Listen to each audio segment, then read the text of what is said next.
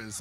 I think there's some people here this morning that says, God, I know that you put me some places there for a reason. I know I'm opening, walking through some doors because you have me there for a reason. You have me there for a purpose. Horton understood his purpose. He said, my purpose may not be to be a CEO. My purpose may not be to be a CAFO, but my purpose is that I would serve God so that at the end of the day, I might be able to say, if I help one somebody, then my living has not been in vain. And I'm just wondering, is there anybody in the house this morning that says, I might never preach to tens of thousands, I might never preach to hundreds of thousands, but if I can just help one somebody, then I can shout in my spirit because I know then that my living has not been in vain. Horton understood that his purpose in life was to help those who were yet in a position to help themselves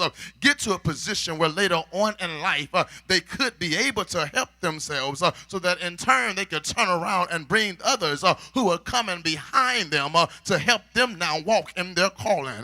Horton understood that while he was a giant today, he did not get where he was without the aid of someone else. Don't you sleep on that. Don't you miss that. Horton says, I understand that while I am a giant today, I also understand that I did not get where I am today without the aid of someone else.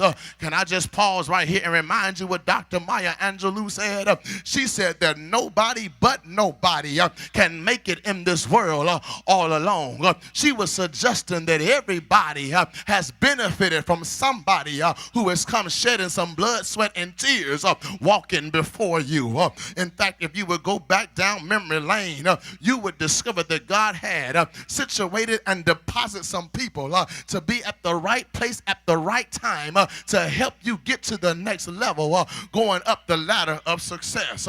Can I put it this way? I don't care what you have. I don't care what you drive. I don't care where you live. I don't care how much money you have in the bank. You are where you are today because God deposited somebody to be in the right place at the right time to help you get to the next level.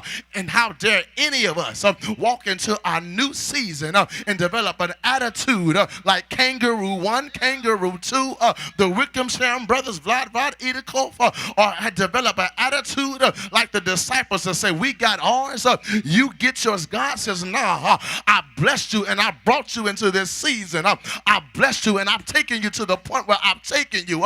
Not that you would get the big head, but you will be able to look back and tell somebody that you can make it because had it not been for God on my side, I wouldn't have made it, but I made it simply because I've learned how to lean and depend on the goodness of God. I've made it because I've had somebody coming along before me to say, I'm going to shed a little blood. I'm going to shed a little tears if it's going to make it a little bit better for you. But this is what I need you to do when you come into your season. To sleep on the cross, said it this way.